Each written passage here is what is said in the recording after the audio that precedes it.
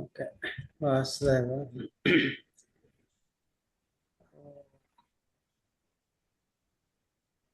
Anatomy అని మొదలు పెట్టాం కదా, అది నాకన్నా తను చెప్పడం బెటర్ అని, ఎందుకంటే వర్కింగ్ కాబట్టి ఇన్ ద సేమ్ ఫీల్డ్ తనకు చెప్పాను. సో నిన్నటి క్లాస్ ఏంటి అంటే బేసిక్గా పరిచయం చేసింది. అంటే మన ఫిజికల్ లెవెల్లో ఆర్గనైజేషన్ ఎలా ఉంటుంది అన్నది చెప్పుకొచ్చింది అమ్మాయి. మనం స్థూలంగా కనపడేటటువంటి ఈ శరీరాన్ని లోపలికి అలా అలా చెక్ చేసుకుంటూ ఎంత డీప్గా వెళ్ళగలము, అంత డీప్గా వెళ్తే మనం మిషన్ క్లాసుల్లో చెప్పుకున్న structural and functional unit of a living being, అది డెప్త్. దాన్ని సెల్ అన్నారు, కణము అన్నారు. కణం లోపలికి కూడా మనం వెళ్ళగలం, అది తరువాత మాట్లాడుకుందాం. అంటే వైద్యానికి సంబంధించి ఒక సింగిల్ సెల్ లోపలికి వెళ్ళి ఏం చేస్తున్నాము, ఏం చూస్తున్నాం అన్నది ఎవరైనా పడుకుని ఉన్నారా?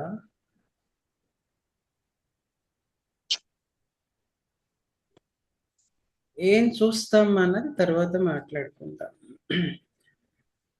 సో ఇప్పుడు మొత్తం వ్యవస్థని ఫిజికల్ లెవెల్లో స్ట్రక్చర్ని అర్థం చేసుకోవటానికి సెల్తో మొదలు పెడతాం. సెల్ నంబర్ ఆఫ్ సెల్స్ కలిస్తే దాన్ని ఒక టిష్యూ అని చెప్తాం. But there is a condition. Condition ఏంటి అని అంటే ఆ గ్రూప్ ఆఫ్ సెల్స్ అన్నీ కూడాను స్ట్రక్చరలీ ఐడెంటికల్గా ఉండాలి, అలానే ఒకే ఫంక్షన్ చేస్తూ ఉండాలి. అమ్మా శ్రీదేవి, స్నిగ్ధ వచ్చినప్పుడు చెప్పమ్మా, కొంచెం గమనించుకో. అంటే నేను నోరు తెరిచిన తర్వాత మిగతా వాటి మీద నాకు దృష్టి పోదు. మొన్నటి క్లాస్ కూడా అలానే రికార్డ్ అవ్వలేదు. క్రానిక్ డిసీజెస్ ట్రీట్మెంట్ చెప్పాను కదా, అది రికార్డ్ అవ్వలేదు. ఓకే దెన్, అంటే ఒకే పని చేస్తూ ఉండాలి, ఒకే నిర్మాణం కలిగి ఉంటే దాన్ని టిష్యూ అంటాం. తర్వాత ఒక చిన్న పాయింట్ కూడా గుర్తుపెట్టుకోండి, ఒక టిష్యూలో ఊరికే ఇండివిజువల్ సెల్స్ ఉన్నంత మాత్రాన దానికి స్ట్రక్చరల్ ఇంటెగ్రిటీ ఉన్నట్టు కాదు. ఒక సెల్కి ఇంకొక సెల్కి మధ్యన కమ్యూనికేషన్ ఉండాలి. ఆ కమ్యూనికేషన్ కోసం ఏంటంటే సన్నటి హెయిర్ లైన్ స్ట్రక్చర్స్ కొన్ని డెవలప్ అయ్యి కనెక్ట్ అవుతాయి కొన్ని టిష్యూస్లో, కొన్నిట్లో కావు, కానీ కెమికల్ సిగ్నలింగ్ పనిచేస్తుంది. తరువాత టిష్యూలో ఉండేటటువంటి సెల్స్ మధ్యన ఏ కైండ్ ఆఫ్ ఫ్లూయిడ్ ఉంటుంది. ఆ ఫ్లూయిడ్ని మనం టిష్యూ ఫ్లూయిడ్ అనేస్తాం simply, or extra cellular fluid అనేస్తాం. ఈ కాన్సెప్ట్ ఎందుకు ఇంపార్టెంట్ అంటే when we treat elderly people above 60 or 70, వాళ్ళు ఉన్న కండిషన్ని బట్టి at times sodium levels alter అయిపోయాయని, పొటాషియం లెవెల్స్ మారిపోయాయని చెప్తుంటారే, అక్కడ ఇది అవసరం అన్నమాట.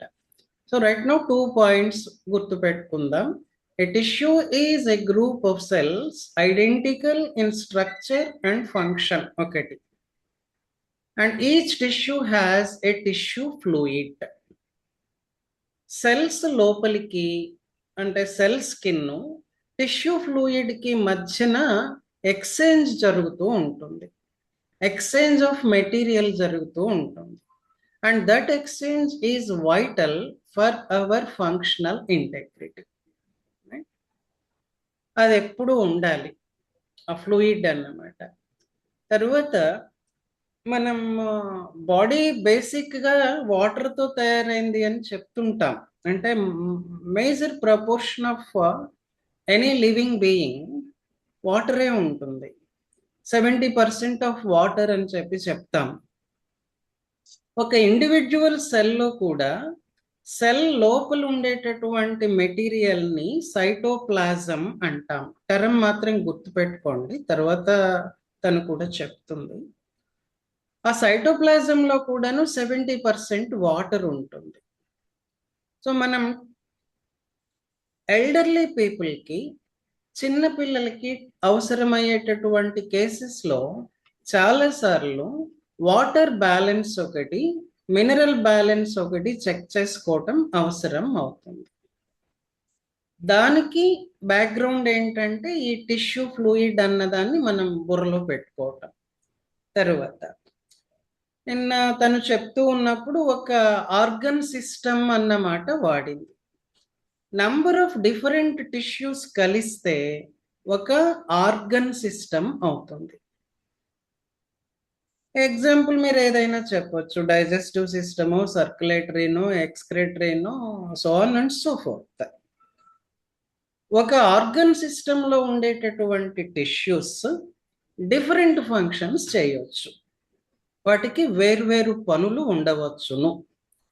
ఫర్ ఎగ్జాంపుల్ మనం సర్క్యులేటరీ సిస్టమ్ తీసుకున్నాం అనుకోండి. సర్క్యులేటరీ సిస్టంలో బేసిక్ పార్ట్స్ హార్ట్ ఉంది, ఆర్టరీస్ ఉన్నాయి, వెయిన్స్ ధమనులు సిరలు ఉన్నాయి, రక్తం ఉన్నది, రైట్. ఈ 4 మేజర్ కంపోనెంట్స్ అనుకోండి. ఇంకొకటి కూడా యాడ్ చేయొచ్చు, చెప్తాను. గుండె పని ఏంటి? అదేమో కండ, దాంట్లో ఏం లేదు, జస్ట్ కండ అంతే. దాని డిఫరెన్షియేషన్ అంటే కొంచెం ఎంబ్రియాలజీ కూడా వెళ్ళాలి మనం, తర్వాత పిలుచుకెళ్తాను. పిండం డెవలప్ అయ్యేటప్పుడు కొంత టిష్యూ స్పెషలైజ్ అయ్యి అది హార్ట్గా రూపం తీసుకుంటుంది అనుకోండి ఇప్పటికీ. దాని స్పెషలైజేషన్ ఏంటి అని అంటే, continuous from breath 1 to the last breath నిరంతరం పల్సేట్ అవుతూ ఉండటం, కంట్రాక్ట్ అవ్వటం, రిలాక్స్ అవ్వటం. అది సర్క్యులేటరీ సిస్టంలో ఇక ఏ కంపోనెంట్ చేయదు. Got it?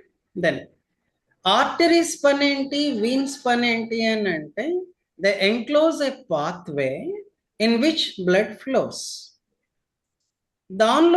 దానిలో కూడా కంట్రాక్షన్ ఉంటుంది, ఆర్టరీలోను వీన్లోను. But that contraction is totally different from the contraction of the heart muscle. అది వేరు, ఇది వేరు. హార్ట్ తయారీ వేరు, ఆర్టరీ తయారీ వేరు, అలానే వీన్ తయారీ వేరు. ఇది స్టార్టింగ్లో అన్నమాట. అలానే రక్తం ఇంకొక కాంపోనెంట్ సర్క్యులేటరీ సిస్టంలో. దాని ఆరిజిన్ వేరు, అంటే దాని తయారీ వేరు, దాని ఫంక్షన్ వేరు, స్ట్రక్చర్ కూడాను వేరు. చూడండి, గుండెనైతే మనం పట్టుకోగలం, రక్తాన్ని పట్టుకోమంటే కుదరదు. రక్తము is a tissue, call it a liquid tissue in our body. Then ఇక ఈ 4 కాకుండా గుండెలో పొరలు ఉన్నాయి. వాడికి వాల్వ్స్ దెబ్బతిన్నాయని మాట్లాడుతుంటారే, ఆ కాంటెక్స్ట్లో ఆ వాల్వ్స్ అది డిఫరెంట్ స్ట్రక్చర్, డిఫరెంట్ టిష్యూ. ఒక వాల్వ్ని నేను ఆ రోజు మీకు చెప్పినట్టున్నాను, ఏదో ఒక పిచ్చి బొమ్మేసి 4 గదులతోటి ఇలా బ్లడ్ వస్తుంది, ఇలా బ్లడ్ వస్తుంది, ఇలా తంతుంది, అది చెప్పాను, గుర్తుందా? ఆ వాల్వ్ని పట్టుకొని ఉండే సన్నటి తాళ్ళ లాంటివి ఉంటాయి హార్ట్ లోపల, అది వేరే టిష్యూ, దాన్ని కనెక్టివ్ టిష్యూ అంటాం. ఇలా డిఫరెంట్ టిష్యూస్ కలిసి 1 minute.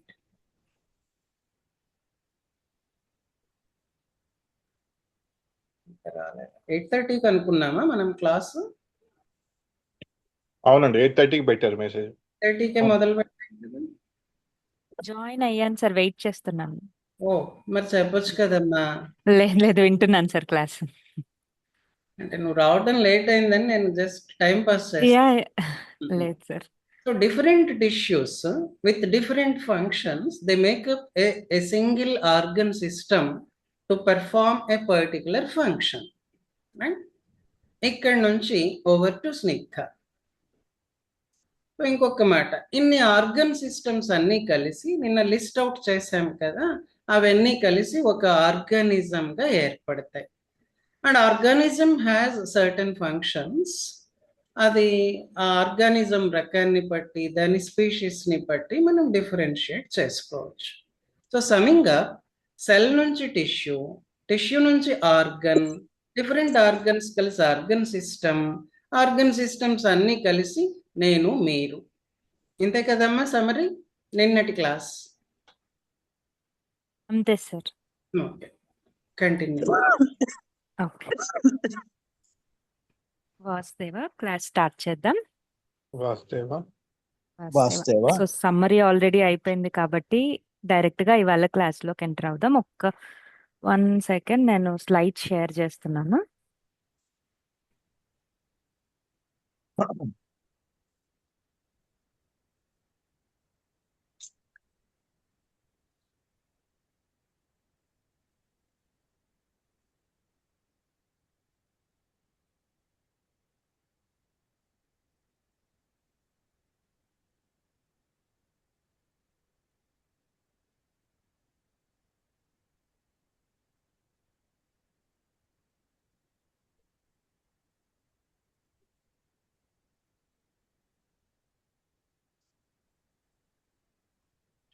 స్లైడ్స్ కనిపిస్తున్నాయా?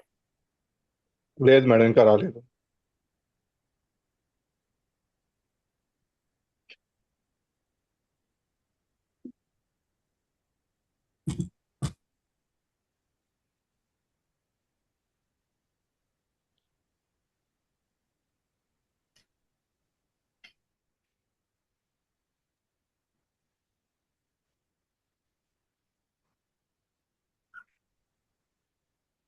Okay, MGR slides. గారు, ఎంజిఆర్ గారు,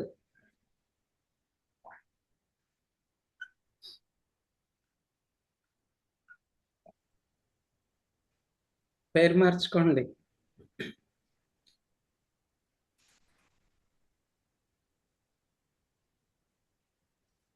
స్లైడ్స్ ఇంకా పాపులేట్ అవ్వలేదమ్మా.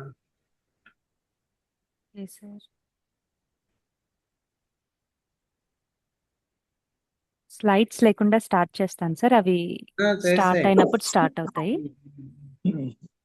ఓకే, సో నిన్నటి క్లాస్ మనం ఎండ్ చేసేటప్పుడు నెక్స్ట్ క్లాస్లో ఏం మాట్లాడుకుంటామని చెప్పినప్పుడు పొజిషన్స్ అనేవి ఇంపార్టెంట్, వాటి గురించి ఒక్కసారి చూద్దాము అని చెప్పాను కదా. సో దాంతో స్టార్ట్ చేద్దాం. కొన్ని anatomical terms and directions. So అది ఎందుకు ఇంపార్టెంట్ అంటే మనం ఎప్పుడైనా ఇలా కేస్ తీసుకునేటప్పుడు కొన్ని టర్మ్స్ అనేవి మనం అర్థం చేసుకోవాలి. అప్పుడే మనకి పర్టికులర్ కేస్ అనేది ఇంకా ప్రాపర్గా అర్థమయ్యే ఛాన్సెస్ ఉంటాయి. Okay, so like for example ఇప్పుడు మనం నార్మల్ వాడుక భాషలో చెప్పామంటే ఫ్రంట్ అండ్ బ్యాక్ లేదా పైన కింద అలా మాట్లాడుకుంటాం కదా. అవే మెడికల్ టర్మ్స్లోకి వచ్చేసరికి ఆ వర్డ్స్ ఏవైతే యూజ్ చేస్తున్నామో అవి కొంచెం డిఫరెంట్గా ఉంటాయి అన్నమాట. So coming to that words ఏముంటాయి, పైన కింద అన్నదాన్ని ఎలా మాట్లాడతాము అంటే 1 సెకండ్. పై భాగాన్ని ఎప్పుడైనా మీరు రిపోర్ట్స్, జనరల్ రిపోర్ట్స్ చూసినప్పుడు ఏం మెన్షన్ చేస్తారంటే పై భాగంలో నొప్పి అలా ఉన్నప్పుడు సుపీరియర్ అంటాం. అలాగే కింద భాగం అన్నప్పుడు ఇన్ఫీరియర్ అంటాం. ఎగ్జాంపుల్కి వచ్చేసరికి ఇప్పుడు తల భాగం ఉందనుకోండి, అది ఛాతికి పైన ఉంది కాబట్టి head is superior to chest. అలాగా సుపీరియర్ అంటే పై భాగం అని, ఇన్ఫీరియర్ అంటే కింద భాగం అని అర్థం. సో ఇవి జస్ట్ టర్మ్స్ మాత్రమే. మీ దగ్గర ఒకవేళ నోట్స్ ఉన్నట్లయితే నోట్ చేసుకోండి. అలాగే ముందు భాగం వెనక భాగం అంటాం కదా. ఇక్కడ వచ్చేసరికి మెడికల్ టర్మ్స్లో యాంటీరియర్ ఇంకా పోస్టీరియర్ అంటాం. యాంటీరియర్ అంటే ముందు, పోస్టీరియర్ అంటే వెనక భాగం అని అర్థం. సో ఫర్ ఎగ్జాంపుల్ అగైన్ ఛాతి భాగమే తీసుకున్నట్లయితే వెన్నుముకకి యాంటీరియర్లో ఉన్నట్టు కదా. So chest is anterior to spine. So అలా యాంటీరియర్ అంటే ముందు భాగం అని, పోస్టీరియర్ అంటే వెనక భాగం అని అర్థం వస్తుంది. నాకైతే స్లైడ్స్ కనిపిస్తున్నాయి. జస్ట్ ఇంకొకసారి ట్రై చేస్తాను. ఒకవేళ అవ్వట్లేదంటే వితౌట్ స్లైడ్స్ మనం వెళ్దాము.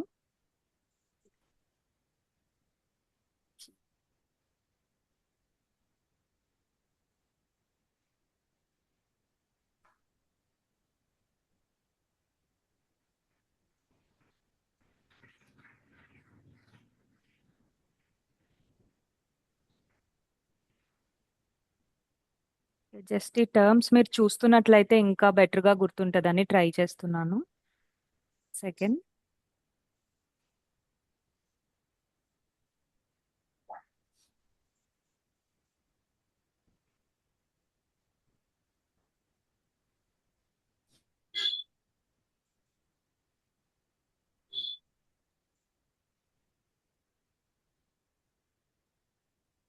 ఓకే, ఇప్పుడు స్క్రీన్ అంతా విజిబుల్ గా ఉంది కదా? షేర్ అవుతుంది madam. Okay, fine fine. Slides లోకి వెళ్తాం. ఇప్పుడు ఓకేనా? ఇంకా రాలేదు మేడం. చేంజ్ అయింది కదా ఇప్పుడు? చేంజ్ అయింది, అది విండో మోడ్ లో ఉందండి మేడం. క్లారిటీ తక్కువ ఉంది. క్లారిటీ కనపడట్లేదు. స్క్రీన్ పైన యాంటీరియర్ పోస్టీరియర్ కనిపిస్తుందా? లేదు మేడం, జస్ట్ అది మన డెస్క్టాప్ విండో ఓపెన్ అయింది. ఓకే. మై కంప్యూటర్ ఓపెన్ అయింది మేడం.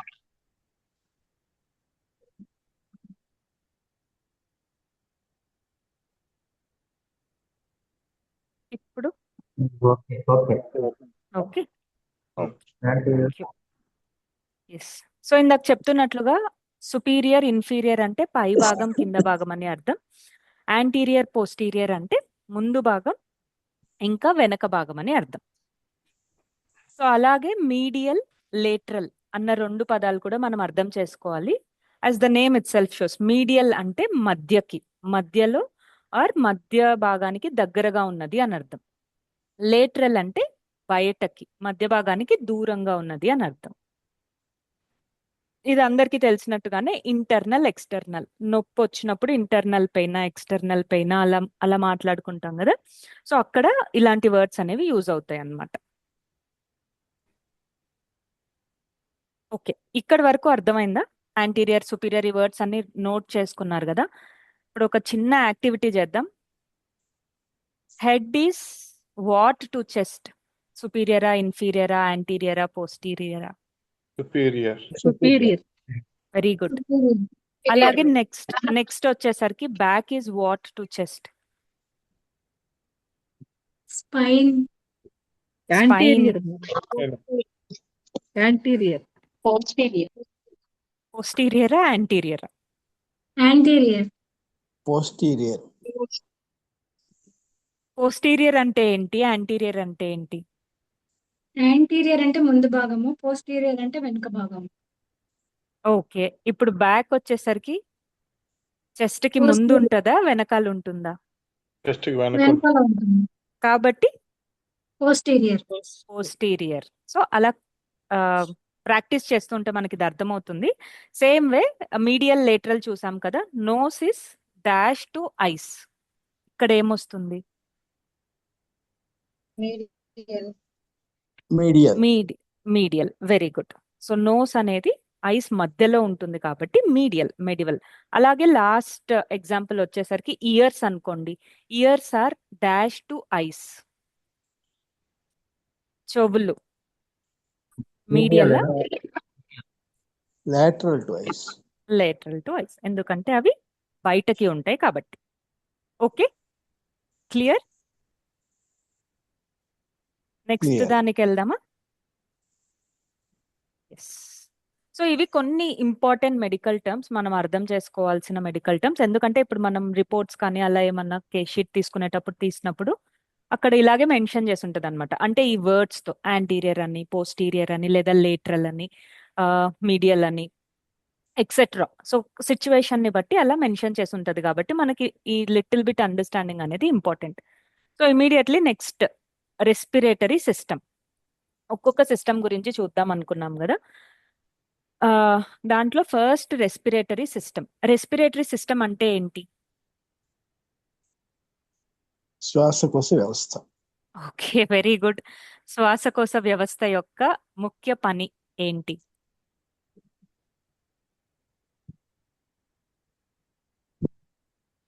గాలి పీల్చడం శ్వాసను వదలడం. తీసుకోవడం. Very good. శ్వాసను తీసుకోవడం ఇంకా జనరేట్ శ్వాసను బయటకి వదలడం. యా వదలడం. ఎస్ అనేది ముఖ్యమైన పని. దాంతో పాటు ఇంకా ఏం జరుగుతుంది అంటే అలాంగ్ విత్ దట్ ఆ ముఖ్యమైన పనితో పాటు సో ఇంకో 2 ఇంపార్టెంట్ వర్క్స్ అనేది జరుగుతుంది అనమాట ఈ రెస్పిరేషన్ అన్న ప్రొసీజర్ ద్వారా. ఈ ఆ, ఏం జరుగుతుంది అంటే ఫస్ట్ ఆఫ్ ఆల్ అందరికీ తెలిసినట్టుగానే ఆక్సిజన్ ని తీసుకొని కార్బన్ డైఆక్సైడ్ ని బయటకు వదలడం. So that is general work, అందరికీ తెలిసింది. సెకండ్, సో మనం తీసుకుంటున్న ఆక్సిజన్ ఎక్కడికి చేరుతుంది? ఆర్ మనం ఇప్పుడు ఫుడ్ తీసుకున్నాం అనుకోండి, ఆ తీసుకున్న ఫుడ్ కానీ లేదా మన నోస్ ద్వారా మనం తీసుకున్న ఆక్సిజన్ కానీ మన బాడీ పార్ట్స్ అంతా అందుతుంది కదా.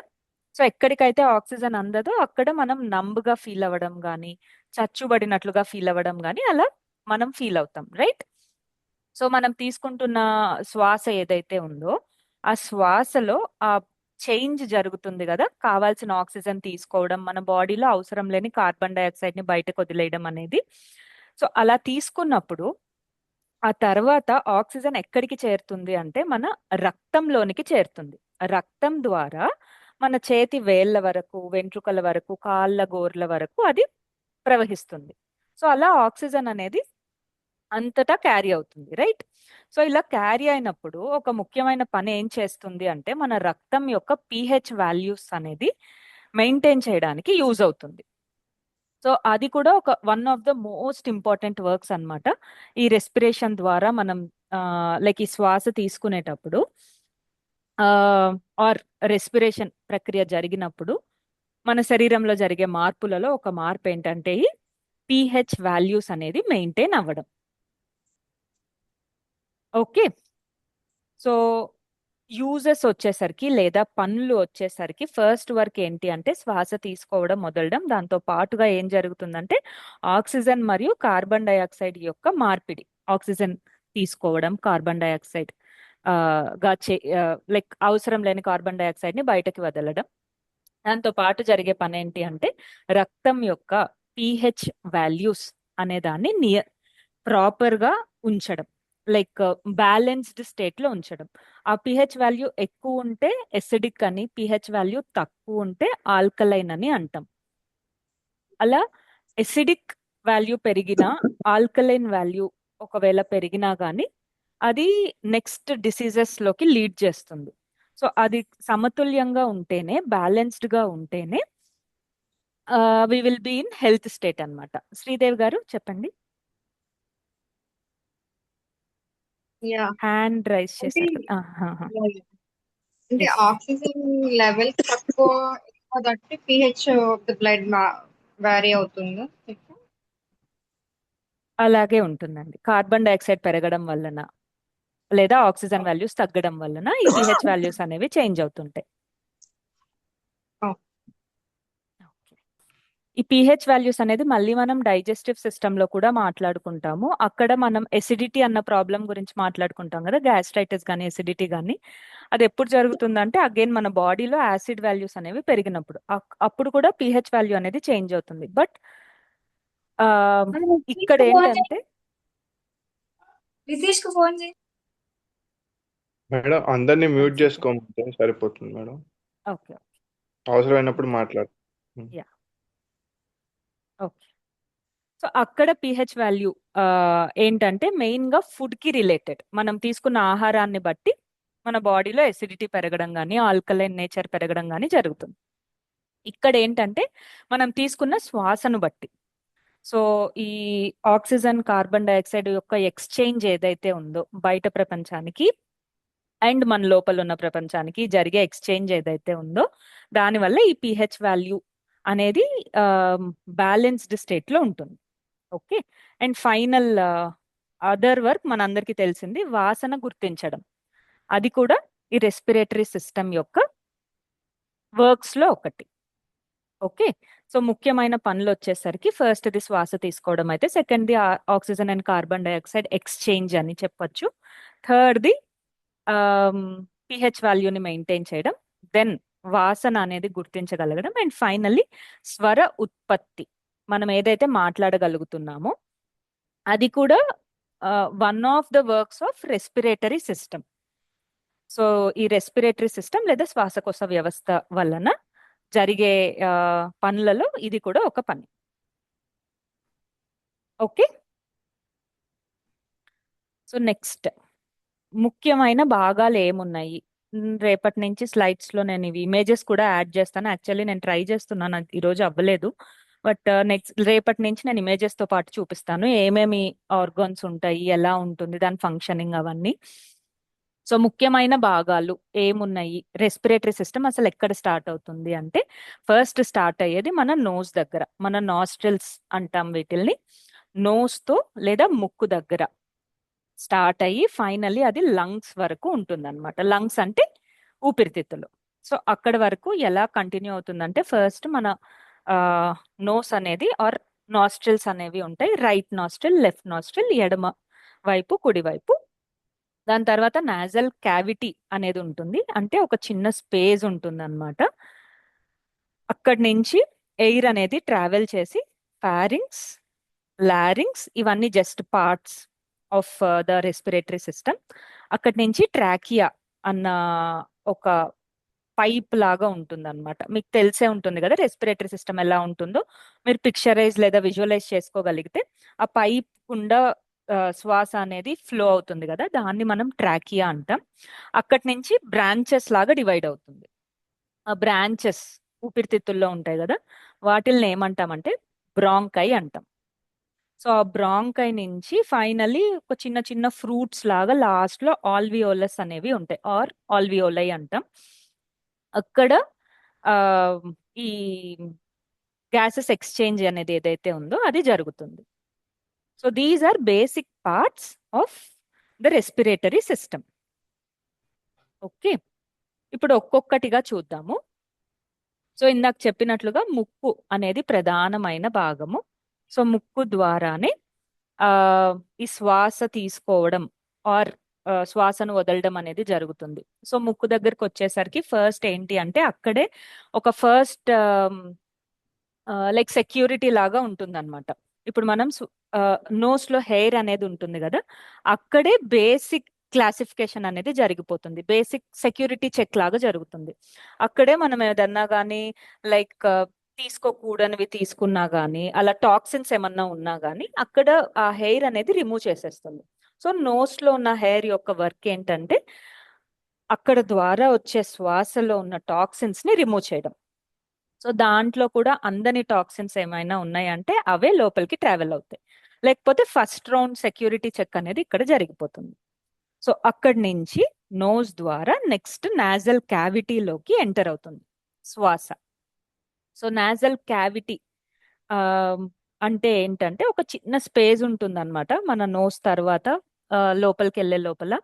సో ఆ నాజల్ క్యావిటీ యొక్క పని ఏంటి అంటే again second round of toxin removal or having a proper space for the travel.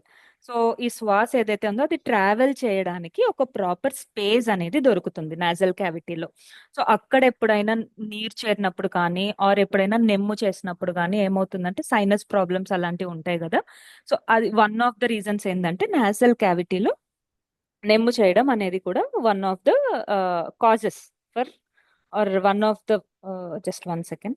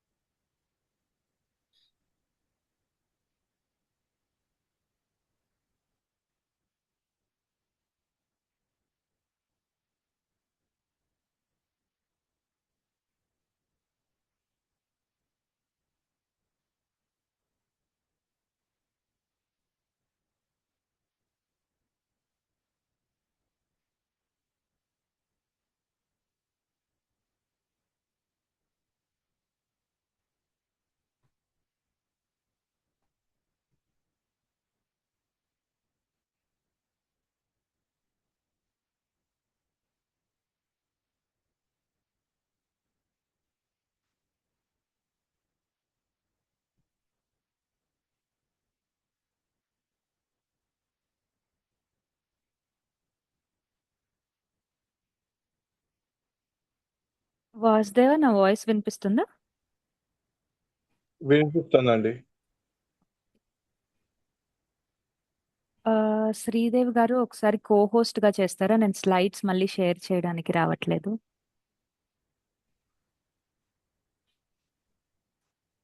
Okay.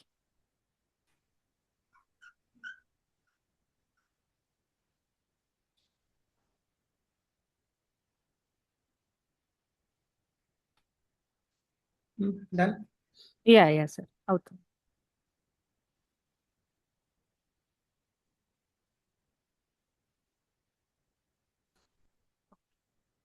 Sir slides కనిపిస్తున్నాయి సార్ మళ్ళీ.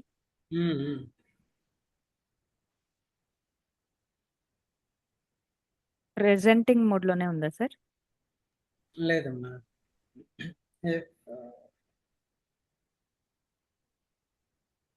ఇప్పుడు ఓకేనా?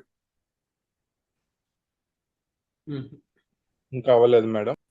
ఆ పర్టికులర్ స్లైడ్ సెలెక్ట్ అయ్యి ఉంది.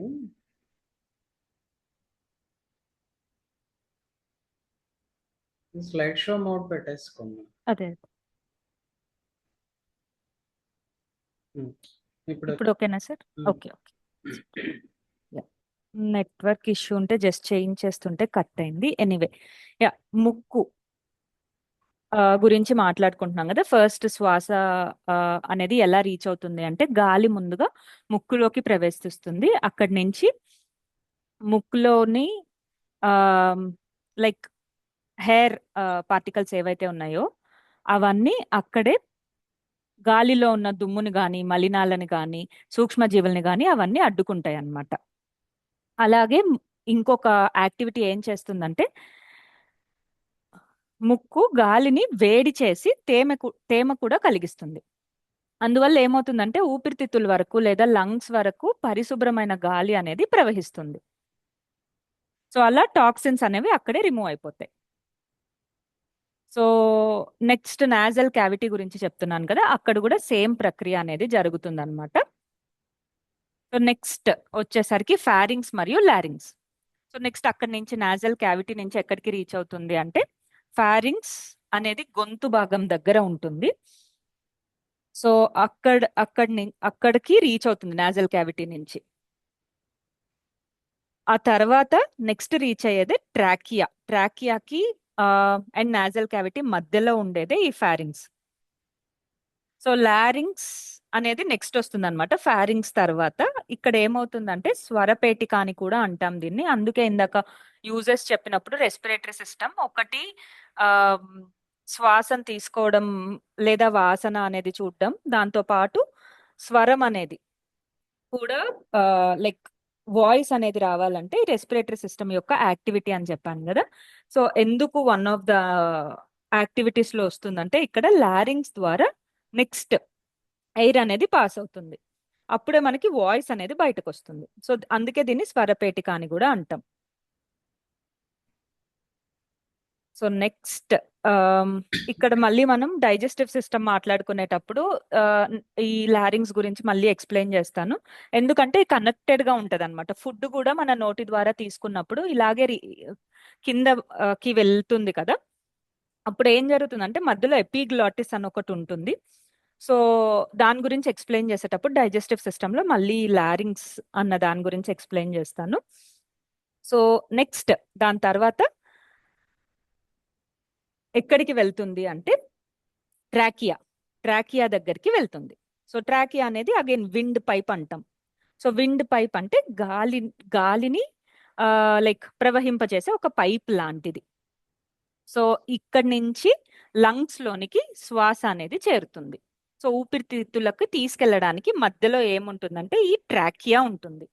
సో మీరు ఎప్పుడైనా లైక్ కేషీట్స్ తీసుకున్నప్పుడు కానీ, జనరల్ గా ఎవరితో అయినా ప్రాబ్లమ్స్ గురించి మాట్లాడుతున్నప్పుడు కానీ ఈ ట్రాకియా గురించి వినుండొచ్చు. ట్రాకియాస్టమీ కానీ అలాంటి కొన్ని ప్రొసీజర్స్ ఉంటాయి. ఎప్పుడైతే ఎక్కువ నెమ్ము చేరుకుంటుందో ఈ ట్రాకియాలో, లంగ్స్ లో కానీ ట్రాకియాలో కానీ, ఇక్కడ ఈ విండ్ పైప్ లో ఒక చిన్న లైక్ మెడికల్ ప్రొసీజర్స్ ద్వారా ఏం చేస్తారంటే అక్కడి నుంచి డైరెక్ట్ గా లంగ్స్ లోనికి కొన్ని పరికరాలని పంపించి లంగ్స్ క్లీన్ చేయడానికి ట్రై చేస్తారు. So this is the way to reach the lungs. So దీని తర్వాత నెక్స్ట్ గాలి ఎక్కడికి వెళ్తుంది అంటే ఊపిరితిత్తుల్లోకి వెళ్తుంది. సో ఇక్కడ దాకా ఒకే లైన్ ఉంటుంది, ఒకే పైప్ ఉంటుంది. ఇక్కడ దాకా వచ్చిన తర్వాత 2 భాగాలుగా విభజించబడుతుంది ఈ ట్రాకియా అనేది. దాన్నే మనం బ్రాంకై అంటాం. బ్రాంకైగా విడిపోతుంది. ఎస్, బ్రాంకైగా విడిపోయిన తర్వాత నెక్స్ట్ ఉన్న థింగ్స్ అన్ని, నెక్స్ట్ ఉన్న పార్ట్స్ అన్ని లంగ్స్ లోనికి వస్తాయి. సో అందరికి తెలిసినట్టుగానే 2 ఊపిరితిత్తులు అనేవి ఉంటాయి. There are 2 lungs for each human being. So again right ఇంకా లెఫ్ట్ అనే 2 ఉంటాయి. దాంట్లో ఏముంటాయి అంటే ఈ బ్రాంకియై అనేది ఒక చెట్టు లాగా బ్రాంచ్ గా విడిపోతుందని చెప్పాను కదా. ఆ బ్రాంచ్ కి మళ్ళీ సబ్ బ్రాంచెస్ అనేవి వస్తాయి అన్నమాట, చిన్న చిన్న వేర్లుగా వస్తాయి. అక్కడి నుంచి చివరిగా ఉండేది ఏంటి అంటే ఆల్వియోలై ఆర్ ఆల్వియోలస్. సో వీటిల్ని చిన్న గాలి సంచులు అని కూడా అనుకోవచ్చు. ఫైనల్ గా గ్యాస్ మార్పిడి అనేది ఏమైతే ఉందో అది ఇక్కడ ఆల్వియోలైలో జరుగుతుంది. అగైన్ ఆక్సిజన్ రక్తంలోనికి ప్రవహించాలన్నా ఈ ఆల్వియోలస్ లోనే జరుగుతుంది. The exchange between oxygen, carbon dioxide, again oxygen to the blood, అవన్నీ ఎక్కడ జరుగుతుందంటే ఈ ఆల్వియోలైలో జరుగుతుంది. Okay, so this is all about the parts of respiratory system. So general గా చెప్పుకోవాలంటే పార్ట్స్ ఆఫ్ రెస్పిరేటరీ సిస్టమ్ మళ్ళీ ఇవన్నీ వస్తాయి. ఒక్కసారి రిపీట్ చేస్తున్నాను. So first nasal cavity or దానికంటే ఇంకా ముందుగా నోస్ అనేది వస్తుంది, ముక్కు మరియు nasal cavity. Then it will enter into pharynx, larynx, trachea, bronchi. Bronchi will be separated. ఆ బ్రాంకియోలస్ గా సపరేట్ అవుతుంది ఊపిరితిత్తుల లంగ్స్ లో. దెన్ ఫైనలీ ఆల్వియోలై, గాలి సంచులు అని చెప్పాను కదా, లాస్ట్ లో ఒక చిన్న చిన్న సంచుల్లా ఉంటాయని, అక్కడ ఈ ఎక్స్చేంజ్ అనేది జరుగుతుంది. అవే ఆల్వియోలై. ఇక్కడ మనం తెలుసుకోవాల్సిన ఇంకో ఇంపార్టెంట్ థింగ్ ఏంటంటే డయాఫ్రమ్. సో కరెక్ట్ గా లంగ్స్ కిందనే డయాఫ్రమ్ అనే ఒక ప్రధానమైన కండరం అనేది ఉంటుందన్నమాట. సో డయాఫ్రమ్ ఎప్పుడైతే లైక్ అగైన్ మీరు స్క్రీన్ పైన చూస్తున్నట్లుగా డయాఫ్రమ్ కదలికల వల్లనే మన శ్వాస తీసుకోవడం అండ్ వదలడం అనే ప్రక్రియ అనేది జరుగుతుందన్నమాట. అందుకే ఇప్పుడు మీరు ఒక్కసారి స్ట్రైట్ గా కూర్చోండి. మీ చేతిని మీ పొట్ట భాగం పైన ఉంచండి, కొంచెం పైకన్నా పర్వాలేదు. ఎస్, దీర్ఘమైన శ్వాసను తీసుకోండి. నెమ్మదిగా గాలిని బయటకి వదలండి.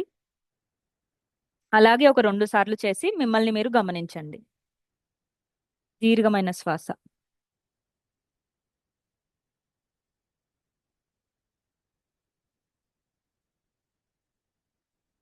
Okay, gently open your eyes. ఏం జరిగింది అలా శ్వాస తీసుకుంటున్నప్పుడు వదులుతున్నప్పుడు? ఎల్లార్జ్ అవుతూ ఉంది ఏం ఎన్లార్జ్ అవుతుంది? లంగ్స్. లంగ్స్ ఎన్లార్జ్ అవుతున్నాయి. ఇంకా మీకు అర్థమైంది అక్కడ ఏంటి? డైరెక్ట్ గా మనకు కనిపించేది ఇక్కడ కడుపు భాగం ముందుకి రావడం కానీ లోపలికి వెళ్ళడం కానీ, అలాగే ఛాతి కూడా ఎక్స్పాండ్ అవ్వడం కానీ కాంట్రాక్ట్ అవ్వడం కానీ చూస్తుంటాం. సో ఇది ఎలా జరుగుతుందంటే డయాఫ్రమ్ అనేది ఛాతి భాగం మరియు కడుపు భాగం మధ్యలో ఉండే ఒక పెద్ద కండరం. ఇది శ్వాసలో ముఖ్యమైన పాత్రను పోషిస్తుంది. ఇప్పుడైతే ఇది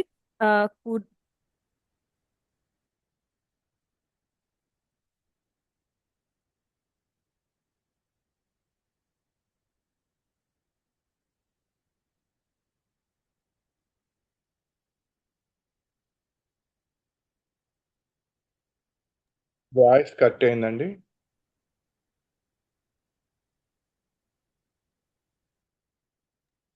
వాసుదేవ ఇప్పుడు వినిపిస్తుందా? ఆ,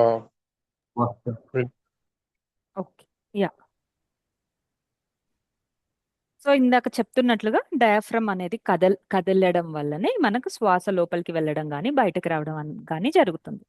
సో సాధారణమైన సమస్యలు లైక్ జనరల్ గా రెస్పిరేటరీ ప్రాబ్లమ్స్ ఏవి అనుకుంటే ఆస్తమా అనేది one of the main problems which is related to respiratory system.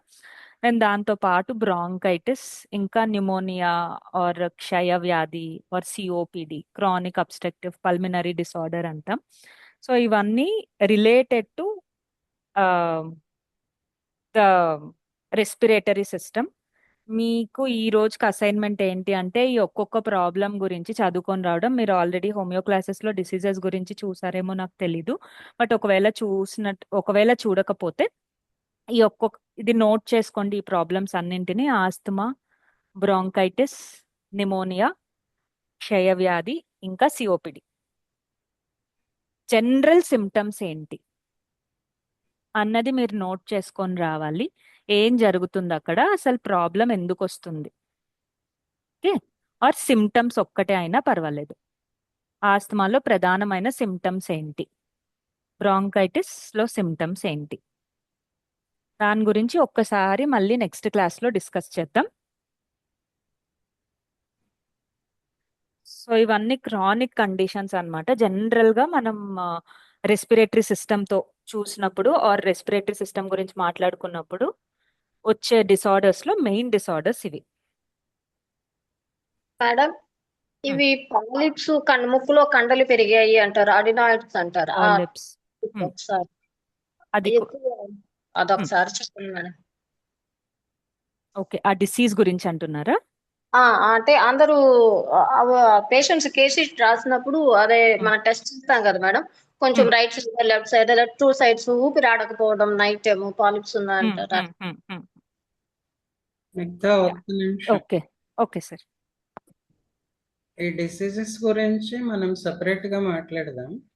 Okay, ముందు స్ట్రక్చరల్ ఆస్పెక్ట్స్ కంప్లీట్ అవనివ్వు. Okay sir. Let them note.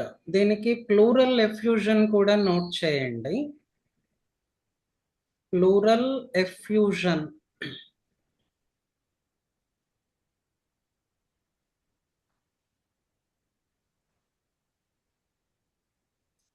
అంటే ఇంకా ఈ అడినైడ్స్, డిఎన్ఎస్ ఇలాంటివన్నీ మనం ఆన్ అండ్ ఆఫ్ చెప్పేసేద్దాం. Okay sir.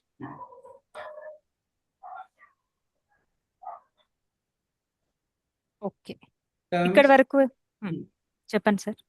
టర్మ్స్ నోట్ చేయండి, వాటికి బేసిక్ ఎర్రర్ ఏంటి అన్నది పట్టుకోండి, అది తర్వాత మాట్లాడదాం.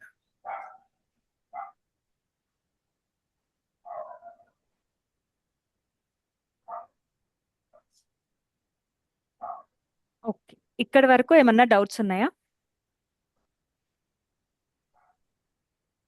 మేడం? చెప్పండి సార్. ఫస్ట్ లో చెప్పింది ఒక్కసారి medial, lateral and superior inferior ఒక్కసారి రిపీట్ చేయరా? Okay, 1 second.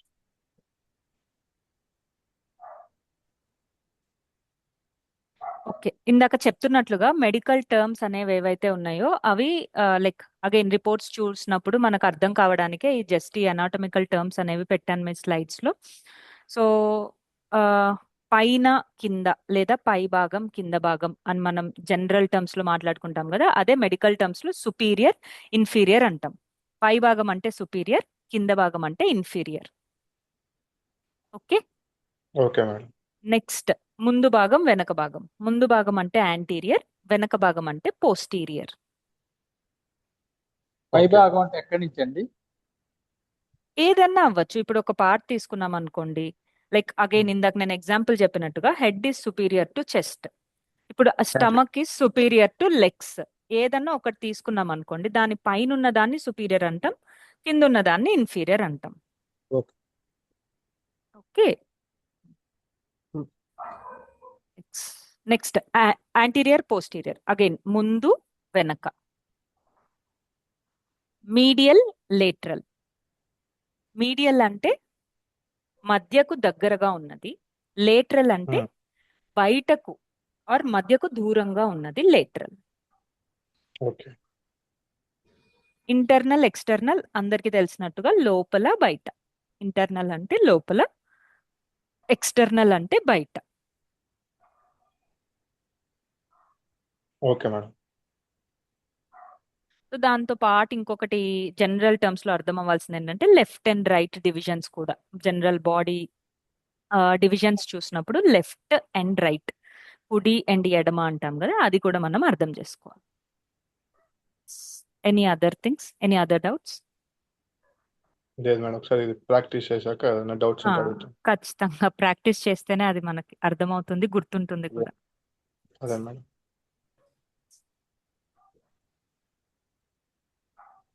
అసలు అర్థమైందా ఈరోజు క్లాస్? నాకు తెలుసు స్లైడ్స్ యాక్చువల్లీ ఇంకొంచెం బెటర్ గా చేస్తుంటే ఇంకొంచెం ఎక్కువ అర్థమై ఉండొచ్చు. ఒక పని చేద్దాం. చెప్పండి సార్. ఒక చిన్న వీడియో ఇప్పుడు షేర్ చేస్తాను, అది చూపించేద్దాం. ఈ చాప్టర్ అయిపోయినట్టు. Okay sir. అసలు పేర్లు ఎందుకు మార్చడము? మామూలు పేర్లు పెట్టేయచ్చు కదా. ఏం పేర్లు? అదే ఇంటీరియర్, ఎక్స్టర్నల్ అవన్నీ. అంటే రేపు మీరు డాక్టర్ సీట్ లో కూర్చున్న తర్వాత ఒక స్కాన్ రిపోర్ట్ పట్టుకొచ్చారు అనుకోండి, దాన్ని మనం సరిగ్గా అనలైజ్ చేయగలగాలి కదా. అదే అసలు వాళ్ళే మామూలు పేర్లే పెట్టేయచ్చు కదా. మామూలు పేరంటే ఒకటి చెప్పండి. ఇప్పుడు ఇంటర్నల్ అన్నారు కదా, దానికి సుపీరియర్ అన్నారు. సుపీరియర్ బదులు చాలా నేను పెట్టేసుకోవచ్చు కదా. ఇంటర్నల్ కి సుపీరియర్ ఈక్వలెంట్ కాదే, అలా చెప్పండి. ఇంటర్నల్ కాదు, సుపీరియర్ అన్నప్పుడు టాప్ ఆఫ్ ది అప్పరో టాపో ఇలా అనమంటారు. అదేంటనంటే మెనీ ఆఫ్ ది స్ట్రక్చర్స్ మనం మామూలు భాషలో దాన్ని యాక్యురేట్ గా డిస్క్రైబ్ చేయలేం. ఇప్పుడు టాప్, అప్పర్ ఇలాంటి జనరల్ టర్మ్స్ పెట్టుకున్నప్పుడు, ఆ లోవరు, బిహైండ్, బినీత్ ఇలా మాట్లాడినప్పుడు ఏంటంటే నేను ఒక్క కోడిగుడ్డుకి 100 ఈకలు వీకుతాను. అంటే ఇంటర్ప్రిటేషన్స్ డిఫర్ అన్నమాట. అందుకని ఆల్ సైంటిఫిక్ బుక్స్ సే సైన్స్ టెక్స్ట్ బుక్స్ అన్ని they tend to be precise and accurate. అందుకని ఈ టర్మినాలజీ ముందుగానే చెప్పుకుంటాం అన్నమాట. ఇదిగో ఈ జార్గన్ లో మేము మాట్లాడతాం, అందుకని ముందు దానికి అలవాటు పడండి. మేము కూడా దానికి అలవాటు పడాలి. కొత్త పదాలు అర్థమైంది. యూనివర్సల్ లాంగ్వేజ్ కాబట్టి ఇది మెడికల్ టర్మినాలజీలో వీటిని అలవాటు పడాలి. ఒక టైం ఉంది కదా, 9:20. ఒక చిన్న వీడియో ఇప్పుడు చూద్దాం. వీడియో చూపించే ముందుగానే ఒక కాషన్ అన్నమాట. సర్వే భవంతు సుఖినః అర్థం చెప్పండి రా బాబు అని అంటే, ఒక ఆయన జెమినీకి వెళ్ళిపోయాడు, ఇంకొక ఆయన చాట్ జీపీటీకి వెళ్ళిపోయాడు, గూగుల్ బ్రౌజర్ లో చూశారు. అంటే నాకు different answers in group and in private. Requesting all of you not to use such tools while you learn. నేర్చుకునేటప్పుడు వాటి జోలికి పోకండి. ఇప్పుడు హోంవర్క్ ఏదో ఇచ్చింది కదా స్నిగ్ధ, టక్క 5 నిమిషాల్లో మనకు అన్ని వచ్చేస్తాయి. అలా కాదు, వద్దు. ఏం చేస్తాయని అంటే అదేదో కామన్ గా వాడుతుంటే కొటేషన్, గూగుల్ కెనాట్ రీప్లేస్ గురు. మీరు ఏఐని పట్టుకుని ఇప్పుడు అలవాటు పడిపోయారు అనుకోండి, రేపు నాకు వద్దు. అది ఎందుకు వద్దు అని అంటే, you tend to prescribe a remedy based on the input given to an AI tool. టక్క చాట్ జీపీటీలో, జెమినీలో కొట్టేస్తా. సో ఏంటి కొట్టేస్తానంటే, left side nose block, respiratory system లోనే ఉన్నాగా, రైట్ సైడ్ ఏమో a kind of pump running, తర్వాత nose block at 3 AM, comfortable with heart application అని నేను జెమినీలో కొట్టేసాను అనుకోండి, మంది ఇచ్చేస్తుంది అది. ఎందుకంటే అది ఆల్రెడీ ట్రైన్డ్ లేదా బీయింగ్ ట్రైన్డ్. అక్కడ ఏం జరుగుతుంది అని అంటే బొక్కబోర్లో పడిపోతాం. అది మనకి ఆప్ట్ అవ్వాలి కదా. మనం దేన్ని బట్టి మందిస్తున్నాము అని అంటే, remember that we are applying our heart. Brain కన్నా కూడా హార్ట్ని ఎక్కువ వాడి మనం మందిస్తాం. అలా కాకుండా ఊరికే మియర్ ఇంటెలిజెన్స్, నా బ్రెయిన్, నా నర్వస్ సిస్టమ్ అని అంటే కాదు. అంచేత all AI tools are strictly avoided. Prohibited అనకూడదులేండి, మళ్ళీ సాఫ్ట్వేర్ వాళ్ళు ఉన్నారు కొడతారు మనల్ని. మన వరకు సార్, ఈ సెక్షన్ వరకు. రైట్, సరే టైం ఖర్చు అవుతుంది, సో ఆ పని చేయకండి. సో ఇందాక ఇచ్చినటువంటి లిస్ట్ లో ఫైబ్రోసిస్ కూడాను యాడ్ చేసుకోండి. సో స్నిగ్ధ చెప్పినవి కాకుండా 2 యాడ్ చేస్తున్నాను, ఒకటి pleural effusion, second one fibrosis. తర్వాత నేలటూరు వాళ్ళందరూ యాస్బెస్టోసిస్ కూడాను యాడ్ చేసుకోండి. So 3 additions. సో గబుక్కున చిన్న వీడియో చూసేద్దాం. అంటే మళ్ళీ వీడియోలు చూసేస్తే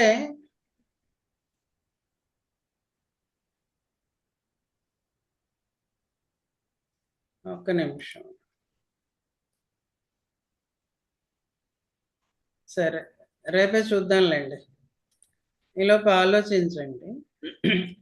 అంటే వీడియో చూసేస్తే మనకి అది పిక్చరైజేషన్కి విజువలైజేషన్కి బాగుంటుంది, ఇమ్మీడియట్ రీఎన్ఫోర్స్మెంట్ అన్నమాట.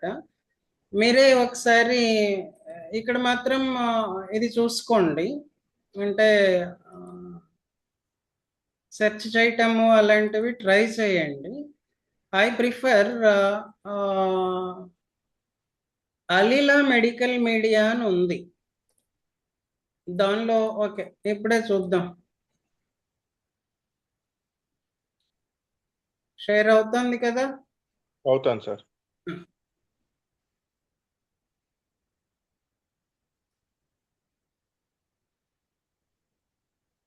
వాల్యూమ్ ఓకేనా? వాల్యూమ్ రావట్లేదు సార్. ఇప్పుడు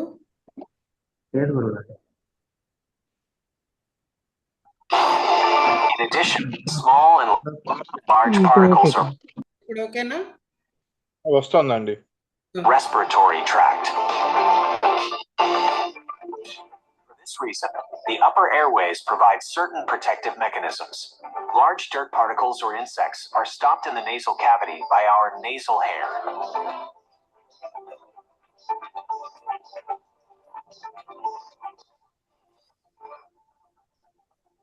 Small particles are trapped by the nasal mucosa.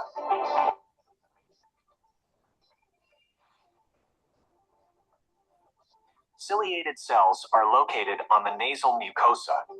These cilia move in a wave-like manner. This allows the cilia to push the nasal mucus produced by the goblet cells towards the pharynx.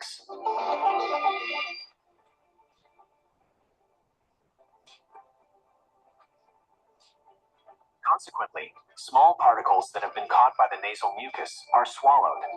This process is called mucociliary clearance.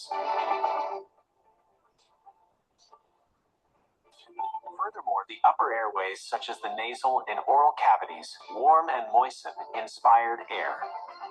During the act of swallowing, the epiglottis, which is connected to the tongue, ensures that no food or liquid can enter the lower respiratory tract. To do this, the epiglottis closes the larynx during swallowing so that the bolus slides into the esophagus.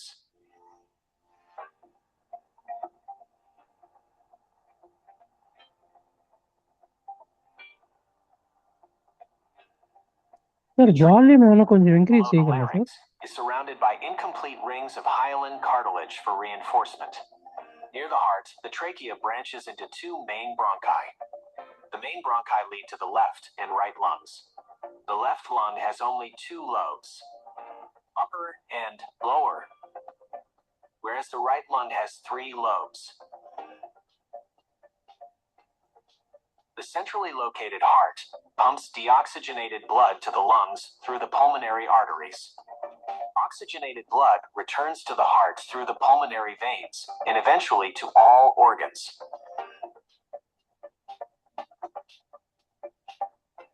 The main bronchi form the trunks for the bronchial tree. Like the branches of a tree, the tubular system of the lungs starts here into finer and finer branches.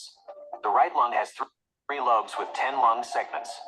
Each lung segment receives its own air and blood supply.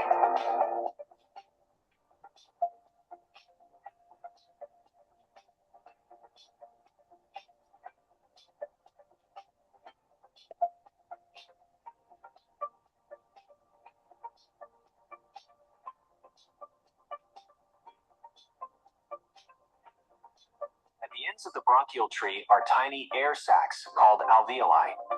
It is estimated that humans have 300 to 400 million alveoli.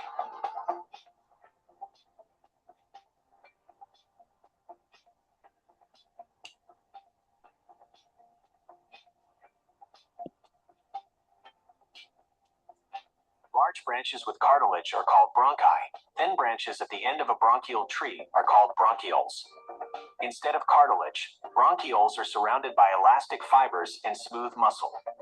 The exchange of gases occurs with the help of the alveoli. Individual alveoli are found on the walls of the bronchioli respiratory. Several alveoli are grouped together at the end of a bronchioli respiratory to form an alveolar sac, which is supplied by one alveolar duct. Alveoli are approximately 50 micrometers in size. They enlarge considerably during inhalation. Alveoli are largely composed of thin cells called type 1 pneumocytes. These cells are extremely thin, allowing oxygen and carbon dioxide to diffuse. Air, with the required oxygen, enters the alveoli via the alveolar duct. This is where gas exchange begins.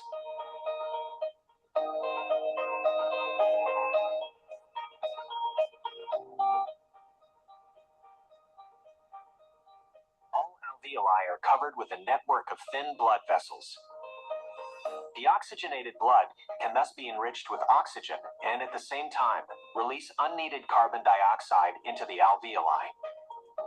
This is done with the help of red blood cells, the erythrocytes.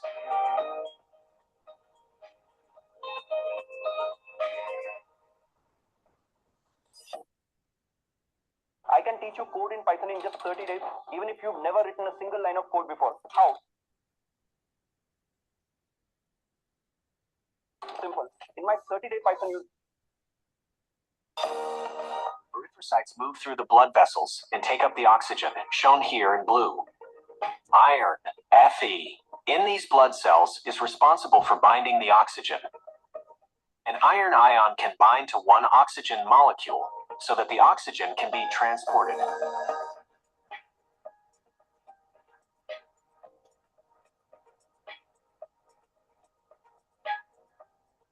At the same time, the carbon dioxide in the bloodstream and emitted by red blood cells diffuses into the alveoli. This is made possible by diffusion. In the alveoli, we see a lot of oxygen, whereas in the blood vessels, there is a lot of carbon dioxide. This difference in concentration is eventually balanced by diffusion. This is how the differences in concentration are equalized.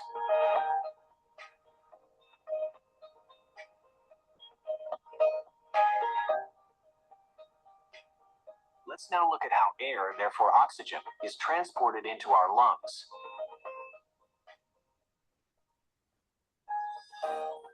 Our body has various muscles that inflate and deflate the lungs. The muscles of the neck are responsible for fixing and raising the sternum and upper ribs, and certain muscles between the ribs raise and lower all the other ribs.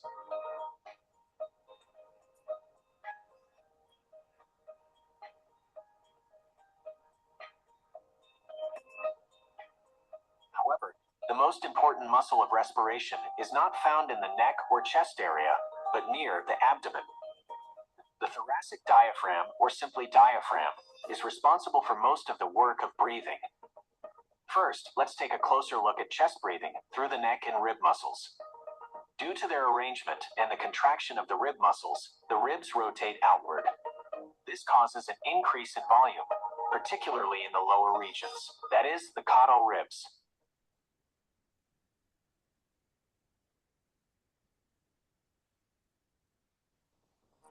The rib movement can be imagined similar to the handle of a bucket. The handle is shown here in red. Therefore, it is called bucket handle motion.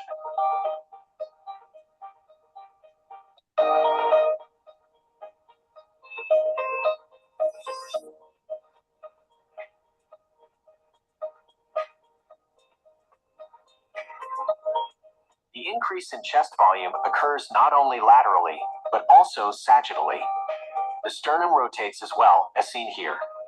This is called pump handle motion, because the movement of the sternum can be thought of as the motion of a pump handle. Thus, one can easily visualize the increase and decrease in volume of the lungs. When the lungs inflate, a negative pressure is created in the lungs and we breathe in. When the lungs deflate, positive pressure is created and air is forced out of our lungs. We breathe out.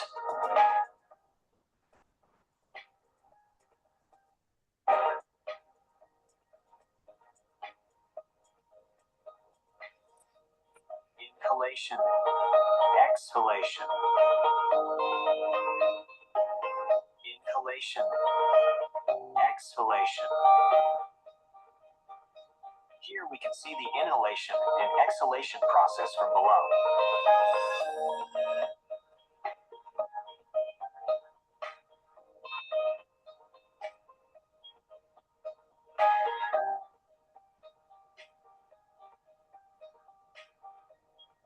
As noted earlier, in addition to chest breathing, we can use diaphragmatic breathing. It can be performed separately or in cooperation with chest breathing. Diaphragmatic breathing is the natural way of breathing at rest. During diaphragmatic breathing, the diaphragm rises and lowers. When it rises, we exhale. When it lowers, we breathe in. In order for the lungs to inflate and deflate, the body has a pleura. The pleura serves as a lube outside of the lungs to allow for up and down motions against the chest wall. For this reason, the inner pleura covers the lungs. The outer pleura lines the rib cage and diaphragm. This allows the inner pleura to shift against the outer pleura.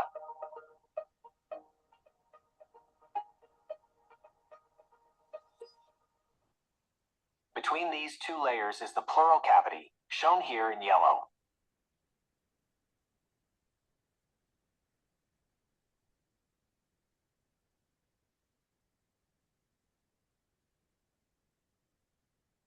Okay. So అది basic idea. Snigdha, sorry అమ్మ, నేను ఇవాళ ఏదో interfere అయిపోయాను.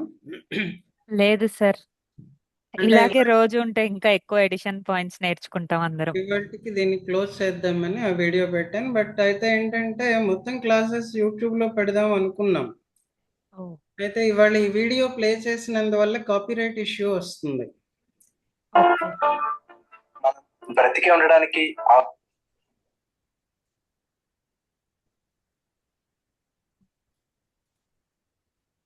అంటే అది కూడా record అయినందువల్ల.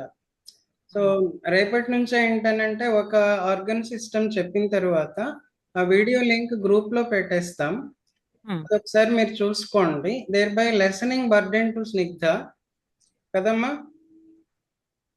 Actually visualisation కూడా బాగా జరుగుతుందేమో అదే సార్ వాళ్ళకి. అంటే రీఇన్ఫోర్స్ అవుతుంది అన్నది యా యా. నీకు కొంచెం శ్రమ తగ్గుతుంది స్లైడ్స్ అన్ని తయారు చేయడానికి. సరే, ఎట్లయినా ఒక్కసారి అయితే ప్రాపర్ నెక్స్ట్ రేపటి నుంచి నేను చెప్పినట్లుగా ఇమేజెస్ కూడా పెడతాను ఎలాగైనా. బట్ మీరు వీడియో యాడ్ చేస్తే ఇంకా బెటర్ గా ఉంటుందేమో వాళ్ళకి. వీడియోని మనం గ్రూప్ లో ఇచ్చేసేద్దాం. Better sir. అలానే మళ్ళీ చాలా రకాల వీడియోస్ ఉంటాయి, అన్ని చూడకండి. ఏది కావాలో అది మాత్రమే లింక్ పంపిస్తాను. సో ఏమన్నా 2-3 కొత్త మాటలు వచ్చి ఉండొచ్చు స్నిగ్ధ చెప్పినవి కాకుండా. వాటి గురించి ఏం కంగారు పడకండి. They described them technically. So Vasudeva, ఇది తెలుగులో ఉండదా? అది ఇంగ్లీష్ సరిగ్గా అర్థం కావట్లేదు. వాయిస్ అది ఫారెన్ లాంగ్వేజ్ కదా వాళ్ళ. మన వాళ్ళు తయారు చేసినవి పెడతానులేండి. అదే అది అంటే సరే, ఓకే ఓకే. వాసుదేవ, వస్తావా? ఇక్కడ ఆపేద్దాం. అమ్మా ప్రార్థన చెప్పేస్తావా? సార్, ఒక్క out of syllabus thing sir. Yoga practitioner గా యాక్చువల్లీ ఇప్పుడు మీకు అర్థమై ఉండొచ్చు డయాఫ్రమ్ యొక్క రోల్ ఏంటి మన బ్రీతింగ్ లో. మోస్ట్ ఆఫ్ ద టైమ్స్ మనం శ్వాస తీసుకునేది కరెక్ట్ గా తీసుకోము, దాని వల్లే మోస్ట్ ఆఫ్ ద డిసీజెస్ వస్తాయి. అండ్ మనకు తెలియని కూడా తెలియదు మనం కరెక్ట్ గా తీసుకుంటున్నామా లేదా అని.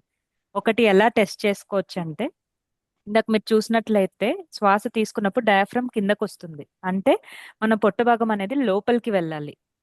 బట్ మనం జనరల్ గా ఏం చేస్తామంటే శ్వాస తీసుకున్నప్పుడు ఫుల్ గా ఎక్స్పాండ్ చేస్తాం. బెలూన్ ఎలా అయితే ఉబ్బుతుందో అలా స్టమక్ ని మనం ఎక్స్పాండ్ చేస్తాం. సో ఇక్కడ యాక్చువల్లీ ఏం జరగాలంటే శ్వాస తీసుకుంటున్నప్పుడు కడుపు భాగం అనేది లోపలికి వెళ్ళాలి, వదులుతున్నప్పుడు బయటకి రావాలి. అలా జరిగినప్పుడు లంగ్స్ కి స్పేస్ ఉంటుంది. ఒక్కసారి మిమ్మల్ని మీరు గమనించుకోండి, మీరు ఎలా తీసుకుంటున్నారు. ఇప్పుడు మీరు తీసుకుంటే మేబీ చేంజ్ చేసి తీసుకోవచ్చు. ఇప్పుడు నేను ఎలా చెప్పానో అలా తీసుకోవచ్చు. బట్ జనరల్ గా టీవీ చూస్తున్నప్పుడు కానీ ఏమన్నా పనులు చేస్తున్నప్పుడు కానీ అలా గమనించుకోవడానికి ట్రై చేయండి. శ్వాసను కరెక్ట్ చేసుకుంటూ ఉంటే డిసీజెస్ అనేవి కూడా ఆటోమేటిక్ గా లైక్ ప్రివెన్షన్ అనేది జరుగుతుంది. అందుకే అవి కదా రాకముందే. సోహం చేయడానికి అంత ఇంపార్టెన్స్ ఇచ్చేది. అన్ని ఇంకా ఓంకారం అయినా అంతే, సోహం అయినా అంతే, ఏదైనా అంతే. అందుకే ఓంకారం కానీ ఇవన్నీ చెప్పిస్తాం. సో జస్ట్ ఒక స్మాల్ కరెక్షన్, బ్రీతింగ్ లో ఈ కరెక్షన్ అనేది ఇంపార్టెంట్. ఓకే, క్లాస్ ఎండ్ చేద్దాం. Please set straight. నమస్కార Mudra. Prayer all together. Survey భవంతు సుఖినః, సర్వే సంతు నిరామయా, సర్వే భద్రాని పశ్యంతు, మా కశ్చిత్ దుఃఖభాగ్ భవేత్. ఓం శాంతి శాంతి శాంతి. Thank you so much. శుభరాత్రి. వాసుదేవ. వాస్తే. వాసుదేవ. వాసుదేవ. దేవా వాసుదేవ. వాస్తే. వాసుదేవ.